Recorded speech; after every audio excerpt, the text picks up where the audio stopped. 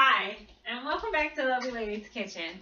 Thank you so much for continuing to watch the show. Okay, so I've already washed my vegetables here, so I'm just going to go ahead and get this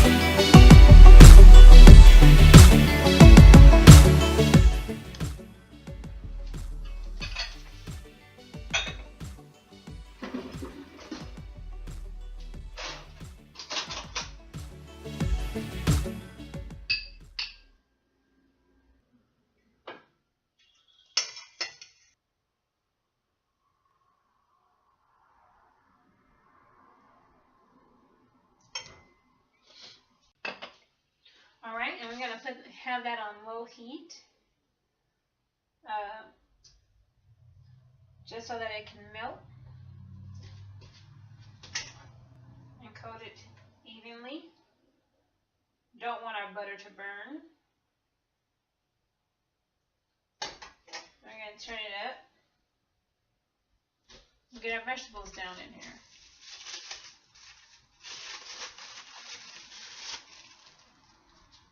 So I'm going to start a little bit of seasoning on the butter.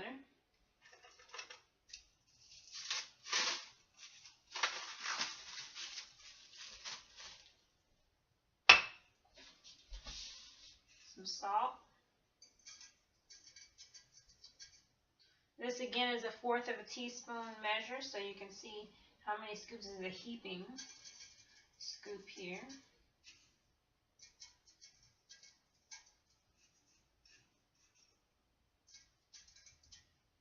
Okay, that should be good.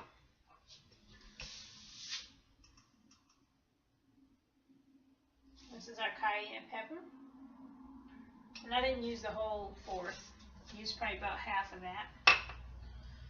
Okay. And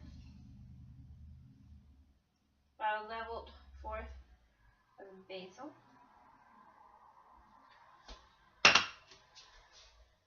Get my wooden spoon here.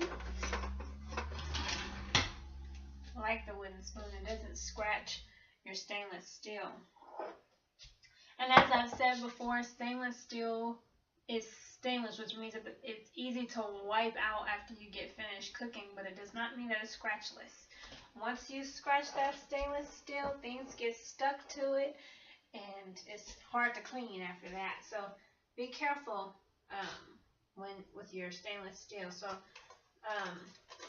we chopped up some garlic and some onions, so we're just gonna, and some bell pepper, so we're just gonna take some of this garlic and onions, put it down in there, just to flavor the butter a little bit.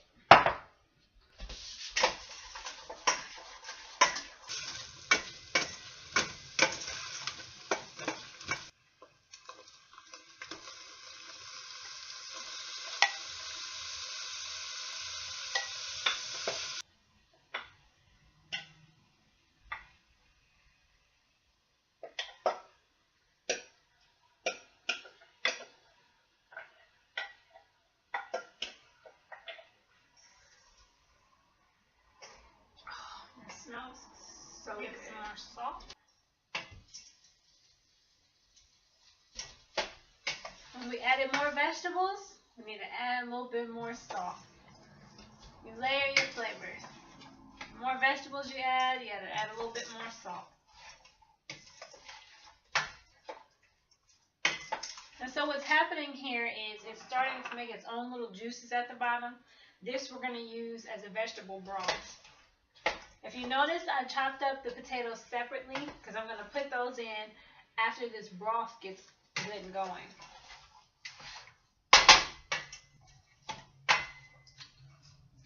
I'm going to add a little bit more of the butter. I end up using a whole stick of butter just so that I can get the juices to come out and create that vegetable broth down at the bottom. And most people like to use pre-made vegetable stock or chicken stock if you eat chicken. I like to use vegetable stock, and so I make my own. It's less sodium in it, and you use the unsalted butter. You can control the amount of salt. So again, this is 1 stick of butter here. I put 2 tablespoons in earlier, which is 2 nice size slices, and I'm putting the rest in now.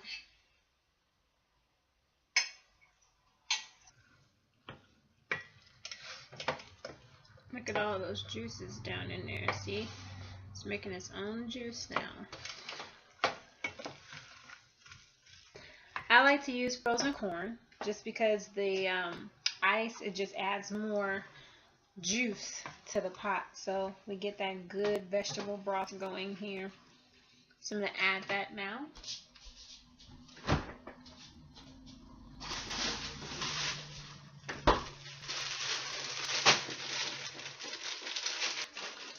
Turn this down. It's got a nice little bit of juice here.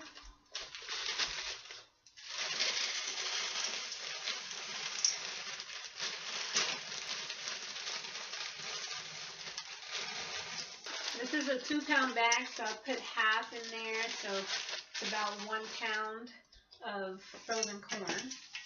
And it made the heat turn down, so you can just turn the heat back up so I can get nice and warm.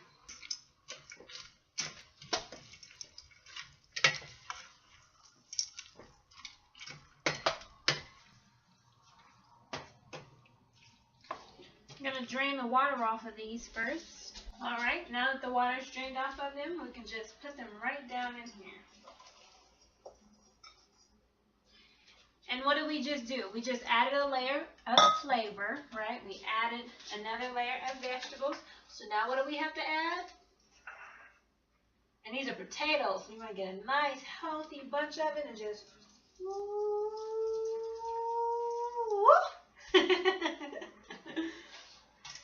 Oh, a little bit more.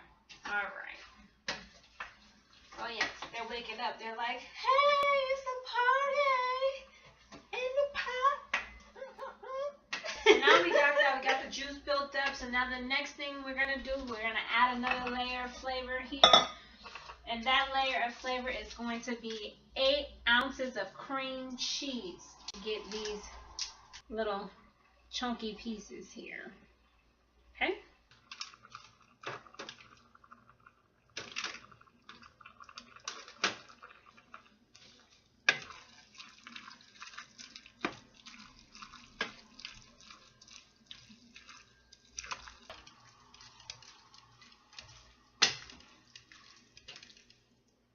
Okay, so now, instead of using things like mayonnaise and sour cream, I use plain yogurt. You're going to put about 8 ounces of this down in here.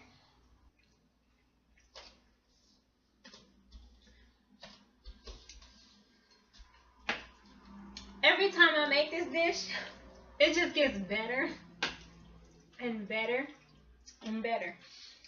Look at that. Now, I like this consistency. I find nothing wrong with the way this is right now. If you have an issue with the way this is, you can add your own vegetable broth, or you can add a little bit of milk to it.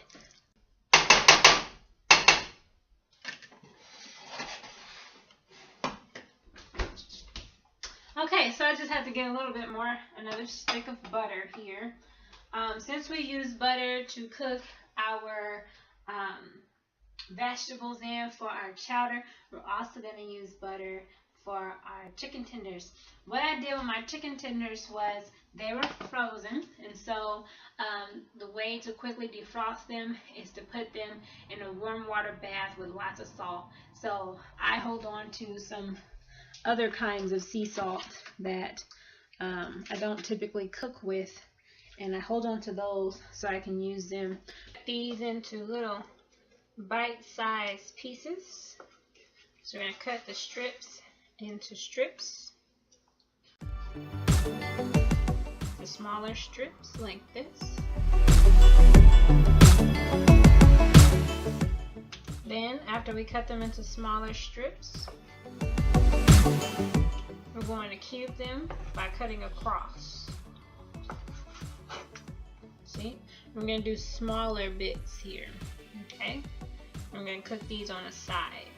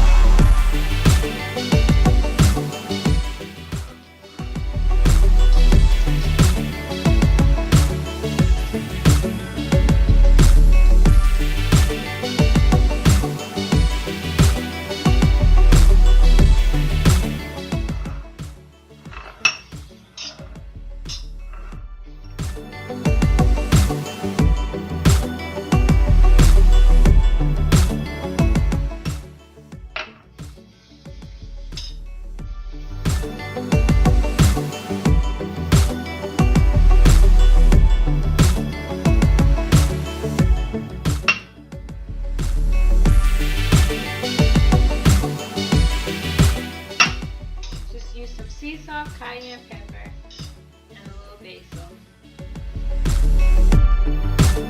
Just like in your vegetables.